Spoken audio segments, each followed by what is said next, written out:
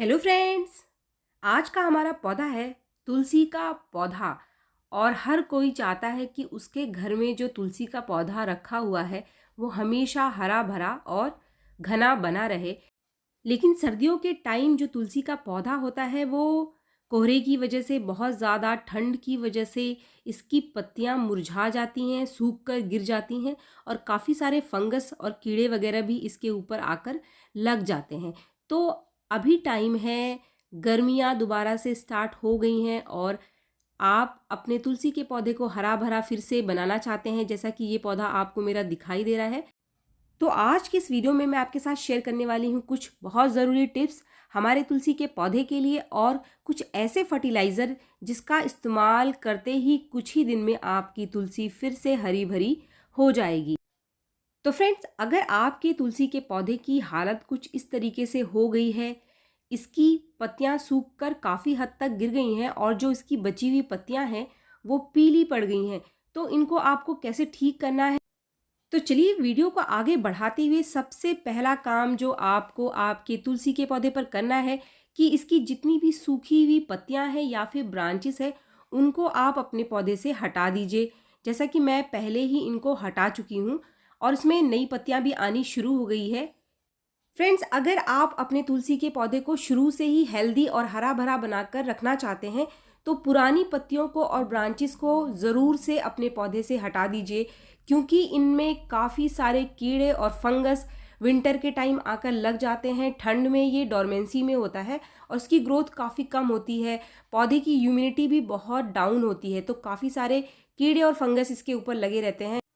तो शुरू से ही अपने पौधे में हेल्दी पत्तियां लेने के लिए इनको आप पौधे से हटाना बिल्कुल भी ना भूलें। इनको हटाने में बिल्कुल भी आप ना कतराएं, ये बहुत ज़रूरी काम है आपके तुलसी के पौधे पर। अगर आप अपने तुलसी के पौधे को स्वस्थ देखना चाहते हैं तो ये काम आप ज़रूर कर लें। इसके साथ ही अब हम बात करते हैं पानी की। तो पानी अगर हम तुलसी के पौधे में बहुत ज़्यादा डालते हैं तो अगर आप ऐसा कर रहे हैं तो आपके तुलसी के पौधे पर आप देखेंगे कि ये जो नई पत्तियां आ रही हैं ये पीली पड़ जाएंगी, क्योंकि पानी बहुत ज़्यादा होने की वजह से जो हमारा तुलसी का पौधा है वो मिट्टी से अच्छे से न्यूट्रिशन को एब्जॉर्ब नहीं कर पाता। पानी के साथ ही कुछ न्यूट्रिशन की कमी मिट्टी में होती है, जैसे कि आयरन, मैग्नीशियम, तो इसकी वजह से भी पत्तियां जो है वो पीली पड़नी शुरू हो जाती है। नाइट्रोजन की कमी भी अगर मिट्टी में है तो इस समय भी तुलसी की पत्तियां जो नई निकल कर आती हैं वो पीली पड़ जाती हैं। जैसा कि आप इस पौधे में देख रहे हैं, जो नई पत्तियां निकल कर आ रही हैं ये पीली पड़ गई हैं। तो इनके पीछे 3 कारण हो सकते हैं। पहला कारण है आप अपने तुलसी के पौधे में पानी बहुत ज़्यादा डाल रहे हैं।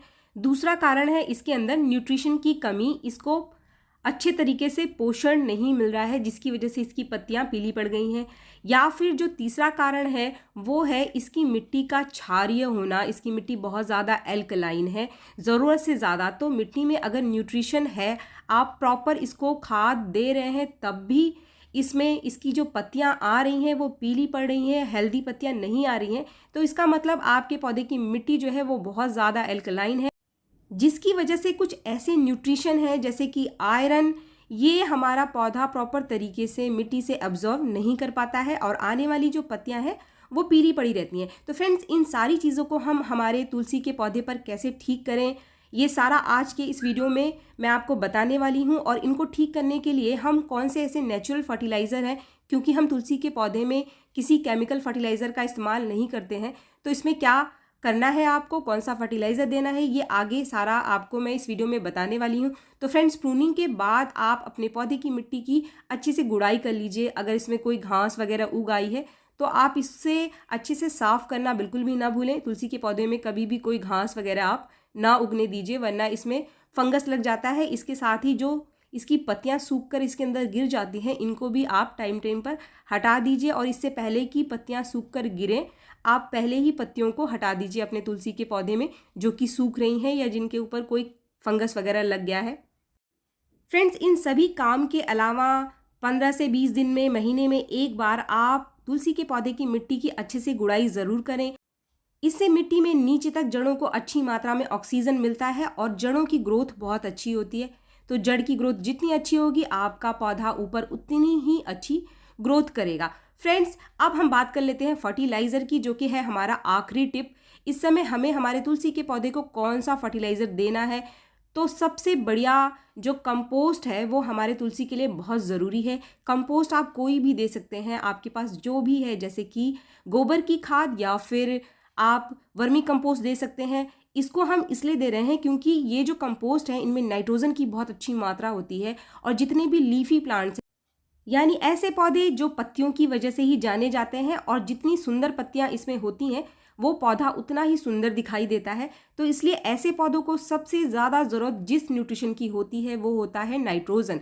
तो अगर आपके पास कंपोस्ट है तो आप महीने में 200 से 300 ग्राम कंपोस्ट अपने तुलसी के पौधे में ज़रूर दे दीजिए। इससे इसको भरपूर मात्रा में नाइट्रोजन मिलेगा। नाइट्रोजन के साथ इसमें सभी माइक्रो न्यूट्रिएंट्स जो कि हमारे पौधे को चाहिए होते हैं वो सभी इसके अंदर पाए जाते हैं। तो आप कोई ना कोई कंपोस्ट इस समय अपने तुलसी के पौधे को ज़रूर दे दीजिए।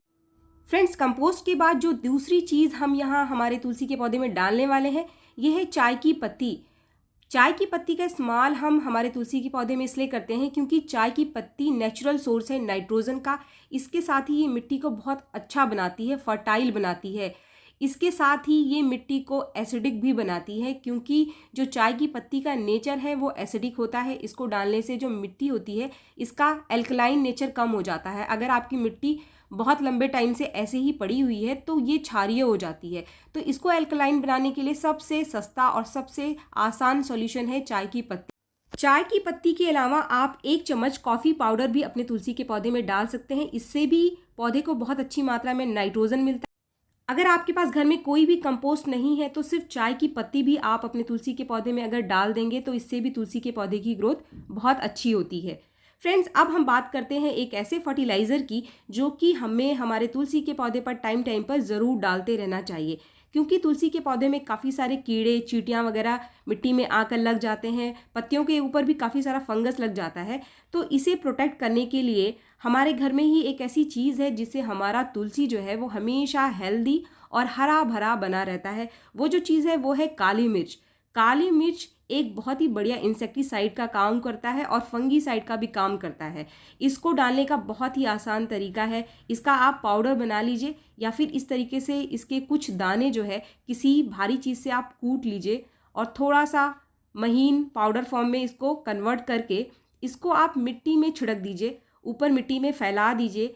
तो इससे आपके पौधे में अगर कोई चींटी वगैरह लग रही है या फिर मिट्टी में फंगस लग गया है तो वो आसानी से ठीक हो जाता है। काली मिर्च के अलावा अगर आप हल्दी का इस्तेमाल भी अपने पौधे में करते हैं महीने में 15 दिन में एक बार, तो इससे भी हमारी तुलसी हमेशा हरी भरी और कीड़ों से मुक्त स्वस्थ बनी रहती है। इसको मिट्टी में डालने का तरीका भी बहुत ही आसान है। आप इसके पाउडर को मिट्टी में इस तरीके से ऊपर से छिड़क के थोड़ी थोड़ी सी मिट्टी को आप ऊपर से ऐसे मिला दीजिए, ताकि जब भी हम इसमें पानी डालें तो ये जो हमने काली मिर्च डाला है इसका असर नीचे तक पहुंच जाए और जड़ों में अगर कोई फंगस या फिर कीड़े लगे हुए हैं तो वो भी ठीक हो जाएंगे। तो फ्रेंड्स, इसका इस्तेमाल आप 20 दिन में या फिर महीने में एक बार कर सकते हैं। 15 दिन में भी अगर एक बार आप इसका इस्तेमाल आपके तुलसी के पौधे की मिट्टी में करेंगे तो आपके पौधे को कोई भी नुकसान नहीं होगा और हमारी तुलसी हमेशा हमें नेचुरल तरीके से हरी भरी और हेल्दी बनी दिखाई देगी। तो फ्रेंड्स, अगर आपकी तुलसी सूख गई है, मुरझा गई है, तो फटाफट से ये सारे काम आप अपने तुलसी के पौधे पर कर लीजिए और आप देखेंगे कि कुछ ही दिन में आपकी तुलसी फिर से हरी भरी और घनी हो जाएगी। तो वीडियो अगर आपको पसंद आया तो एक लाइक ज़रूर करें, और मेरे चैनल को आपने अब तक सब्सक्राइब नहीं किया है तो मेरे चैनल को सब्सक्राइब भी ज़रूर कर लें। तो मिलते हैं मेरे नेक्स्ट वीडियो में, तब तक के लिए थैंक यू।